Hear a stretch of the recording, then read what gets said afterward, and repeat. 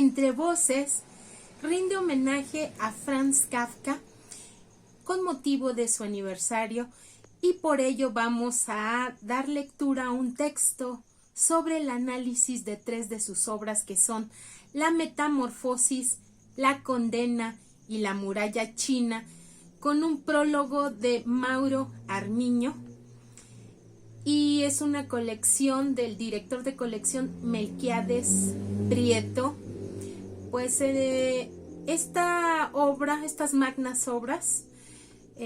vamos a dar un breve análisis. Pocos años han sido necesarios para que un término que significa un mundo específico se haya convertido en dominio público. La rápida imposición de la palabra kafkiano o kafkiana en nuestro mundo cotidiano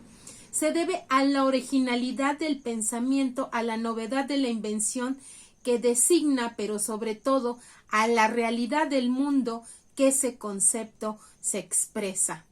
Un concepto que sí se ha difundido por amplias capas de la población, no solo hispanoamericana, sino mundial, a velocidad tan desmesurada, indica que esa realidad late sobre todos nosotros, sobre la vida cotidiana en que estamos sumergidos. Cierto que en muchas ocasiones el término kafkiano resulta difuso y no se ajusta con exactitud a las ideas expresadas por el autor, de cuyo apellido ha nacido el término Franz Kafka, un novelista judío de expresión alemana nacido en Praga a finales del siglo XIX, 1893, y muerto a los 31 años de edad en 1924, víctima de la tuberculosis. Había que precisar el término en su primera acepción en la original del autor, aunque hayamos admitido que las ideas, una vez puestas en circulación, aumentan en las necesidades del mundo contemporáneo tenga sobre ellas en función de la deuda que la realidad contrae con esos pensamientos originados con el autor. Estos 3 relatos sirven de manera ejemplar para adentrarse en las notas peculiares del mundo kafkiano: La Metamorfosis, La Condena y La Muralla China. La metamorfosis, pese a los denuestros en contra de ella, lanzará a su autor, siempre insatisfecho con el producto de su trabajo, siempre obsesionado por alcanzar la perfección, hasta el punto de ordenar la quema de todos sus escritos cuando se hallaba a la víspera de su muerte, parte de una situación clave comparable a las de otro autor. No hay imaginación que pueda aceptar este punto de partida. Curiosamente, ni siquiera Samsa, convertido en una cucaracha repugnante, la acepta, y en este punto Kafka se aparta ya de la literatura fantástica, porque en el género que se le conoce con este apelativo, los personajes actúan dentro de la realidad fantástica. Identificándose con este mundo, véanse si no desde los cuentos de Hoffmann a las narraciones extraordinarias de Poe, desde los relatos de terror hasta las novelas de ciencia ficción, los personajes están sumidos en un líquido amniótico en el que se desenvuelven como si fuera una realidad aceptable. Pero en Kafka no ocurre así. El lector es partícipe de la inverosimilitud total, absoluta, de una persona muy viajante de comercio que sea, por muy angustiado y cansado que se halle, se convierta en una cucaracha. Samsa concibe esa sensación de bicho que se ha apoderado de él como fruto de un sueño. No la acepta al principio porque está dispuesto a vivir en la realidad más inmediata y cotidiana, y todo el desmigamiento que hace de ideas va en esa dirección: asumir nuevamente su parcela de realidad, tratar de incorporarse en el hecho, prepararse para salir de viaje y cumplir el cometido por el que es pagado al final del mes con comisiones y corretajes. Es más, desde su nueva existencia, su pensamiento sigue funcionando y desde ese pensamiento Kafka va a descubrirnos toda una parcela de realidad, la más sórdida, la más brutal, porque en última instancia la metamorfosis producida en Samsa es lo más y lo de menos en la narración.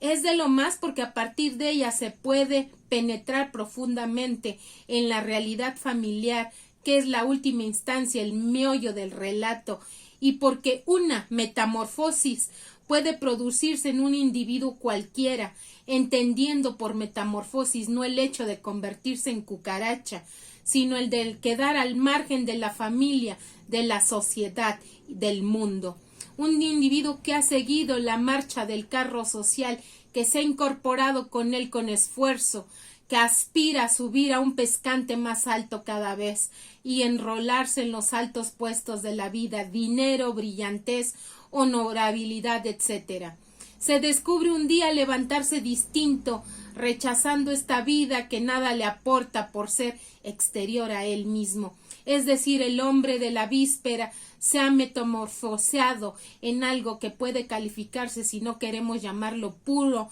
en algo intrínseco del personaje. No es una cosa que una metáfora desde ella, desde la nueva existencia, puede contemplarse la vida bajo otra óptica, que pone de relieve trazos absurdos, crueles, brutales, que antes no veía Gregorio Samsa. Precisamente por eso decía que la metamorfosis es también lo de menos en este relato. El eje lo constituye el análisis que Kafka hace de las relaciones familiares. En su obra conocido El insoluble problema que el novelista le planteó, su coexistencia familiar, la carta al padre, es el documento a un tiempo literario y real que nos conduce al mundo obsesivo de Kafka, a un mundo que explica no solo sus relaciones con el progenitor,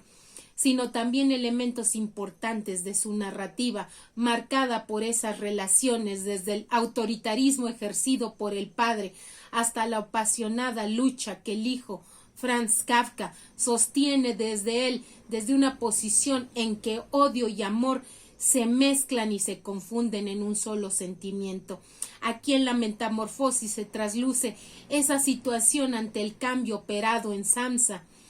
La dura reacción del padre no deja de ser el reflejo, literaturizado por supuesto, de sentimientos reales y vividos, pero que quizá no sea esa relación la más transparente, aunque conozcamos, y es un enfoque que no hay por qué olvidar, las tensas relaciones que Kafka, hijo de Kafka padre, de nada servirían si el escritor no hubiera sabido elevar su caso particular a categoría universal. El núcleo que articula el relato es precisamente la reacción del entorno familiar social ante el bicho que ahora es Samsa. La familia que vivía de su trabajo se ve amenazada con el cordón umbilical que la unía a él. Es Samsa quien está alimentando a la familia tras la quiebra del pequeño negocio paterno. Es Samsa el que alienta las ilusiones musicales de su hermana, sus sueños de entrar algún día en el conservatorio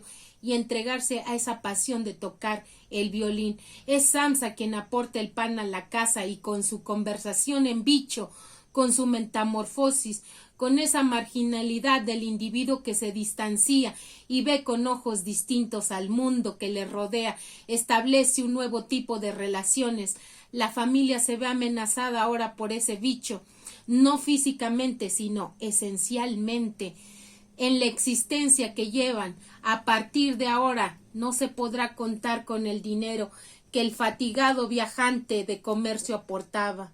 Habrá que conseguirlo de algún modo y la familia entera se dispone a la dura obligación del trabajo cotidiano. El padre, que despedía cansado y envejecido al hijo, se renueva ahora al convertirse en ordenanza de banco, parece haber rejuvenecido y con ello se alteran las relaciones con Samsa. La dureza y la severidad del padre con el nauseabundo bicho son totales hasta el punto de desear y casi ejecutar por sí mismo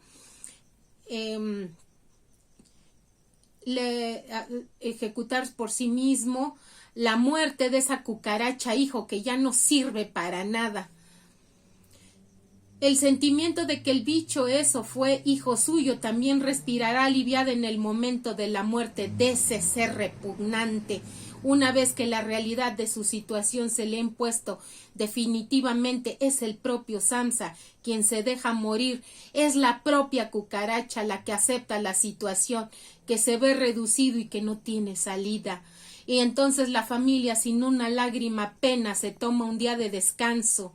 de fiesta, de aire puro, y los tres, padre, madre, hermana, tierna y familiarmente, siempre que no haya metamorfosis, unidos dan un paseo por la ciudad. Muerto el insecto asqueroso, todo parece rejuvenecerse, asumir las dimensiones de una vida en la que pese al trabajo puede darse la esperanza. El último párrafo del relato resulta sobrecogedor. Por contraste, padre y madre se dan cuenta que la hermana ya no es una niña y ella misma también está dispuesta a entrar con paso de primavera florecida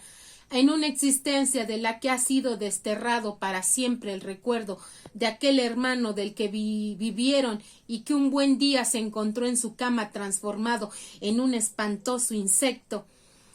Ella es la que cumplirá de otra forma el papel del hermano para la familia, aunque esas esperanzas de un marido conveniente no queden explícitas en su dimensión económica. Podrían analizarse otros elementos de la metamorfosis que solo apuntaré: la terrible sumisión a la realidad del Samsa viajante del comercio, la dependencia casi brutal de un trabajo nada satisfactorio que le obliga a agotarse y a subordinarse infinitamente hasta una saciedad indigna del ser humano, el extrañamiento que la familia somete al elemento ahora inútil y repulsivo, la implacabilidad de la conducta del padre con él, el hastío de la hermana que poco a poco deja de responder a las insinuaciones del cariño que antes sentía por Samsa, ahora insecto, la angustiosa llamada de las entrañas de la madre que le dio el ser, que se va apagando a medida que el bicho se va imponiendo como algo distinto a aquella memoria de su hijo, el desapego y la distancia que la asiste pone en su trato con el insecto, quizá la más fría, pero en resumida cuentas la conducta menos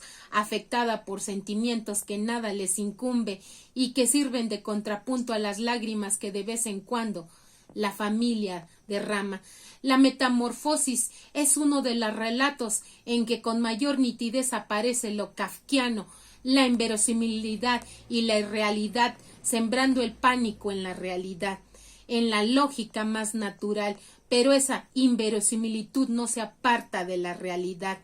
Es simplemente una metáfora, una congregación de la realidad en un estado distinto de lo cotidiano, es decir, se trata de un símbolo. Precisamente su carácter de símbolo hace que el relato se preste a diversas interpretaciones y así tanto la metamorfosis, el proceso, el castillo, etcétera, han sido abordados desde las perspectivas más dispares, desde la psicoanalítica a la cabalística, desde la perspectiva más, desde la existencia religiosa, desde lo social hasta la defensa del individualismo. Ese carácter simbólico es también lo más original de la narrativa kafkiana, que abre unas puertas por las que hasta entonces la literatura no había penetrado, porque no se trata de reducir el problema a una interpretación cualesquiera de las ya enunciadas social, existencial, religiosa, etc. Se trata, en resumidas cuentas, de aceptar lo simbólico como real, puesto que así lo propone el autor, y lo que antes decíamos de la rápida expansión y aceptación del término kafkiano para significar determinados hechos de la vida, prueba de que este símbolo está a flor de piel en el mundo en que vivimos, que es una realidad expresada con palabras distintas a las habituales, un símbolo sentido como realidad palpable, es decir, una realidad. De ahí la poderosa fuerza de la literatura, de las palabras del creador. Audiencia, pues